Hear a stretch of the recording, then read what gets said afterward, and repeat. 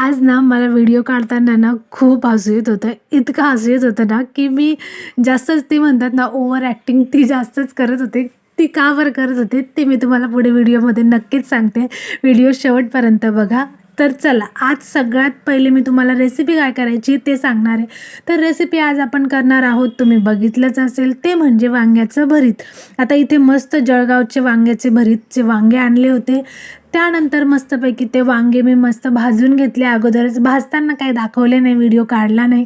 नंतर मग म्हटलं की चला आपण आता इथून सुरुवात करू, भाजल्यानंतरून सुरुवात करू. मग भाजून घेतले, त्याला थंड होऊ दिले. तोपर्यंत मस्त गरमागरम भाकरी टाकून घेतल्या. आता वांगे भाजल्यानंतर जे सोलायचे असतात ना ते मला बिलकुल आवडत नाही.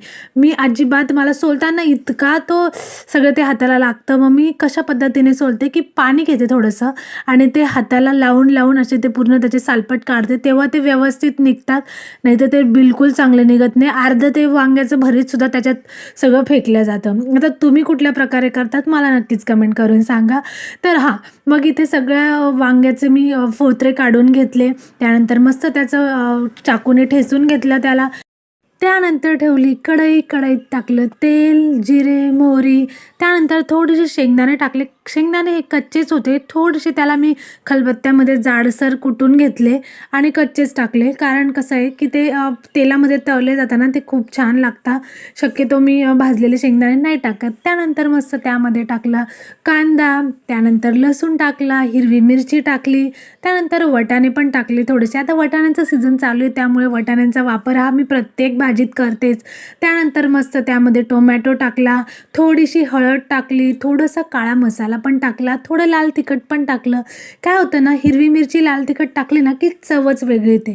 त्यानंतर जे काही आपलं भरीत होतं ते भरीत पण मी त्यामध्ये टाकलं आणि थोडंसं चवीपुरतं मीठ टाकून मस्तपैकी छान फ्राय करून घेतलं. आता फ्राय केल्यानंतर आहे ना मस्त त्याला थोड्या वेळ वाफेला ठेवलं आणि मग काय आपलं 5 मिनिटानंतर असं झणझणीत मस्तपैकी आपलं भरीत तयार झालं.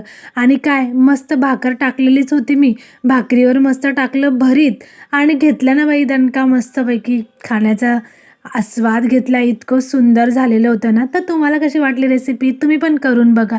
आणि हो, मी तुम्हाला व्हिडिओच्या सुरुवातीला सांगितलं होतं की मी खूप हसत होते, तर ते ह्याच्यासाठी की मी व्हिडिओ काढत होते तिथं माझे मिस्टर येऊन माझ्याकडे नुसते बघत होते. मग मी त्यांना बघून अजून जास्त ओव्हर ॲक्टिंग करून इथं व्हिडिओमध्ये मला इतकं हसू येत होतं ना, आता काय सांगू मी तुम्हाला. कारण कसं होतं ना, आपल्याकडं कोणी बघत असलं ना तर मला खूप म्हणजे भयंकर हसू येतं. मग मी जास्त ओव्हर ॲक्टिंग करायला लागून जाते. तर चला, नक्कीच व्हिडिओ आवडला असेल तर लाईक करा, सबस्क्राईब करा आणि हो, सबस्क्राईब करायला विसरू नका.